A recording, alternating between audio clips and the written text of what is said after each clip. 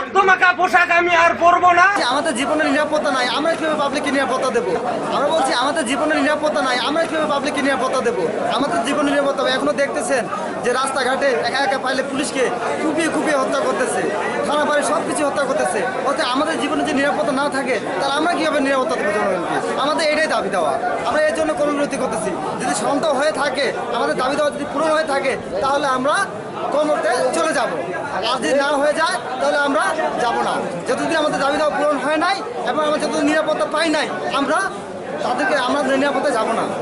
যেটা অবৈধ কিছু করছে সেটা তাই আমরা কনস্টেবল কেন নেব?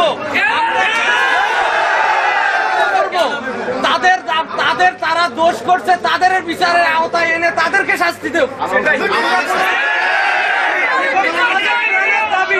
আমার এই রক্তমাখা পোশাক আমি আর পরবো না। আমি এই পোশাক চেঞ্জ করে আমি নতুন পোশাকে আমি আবার বাংলাদেশ পুলিশ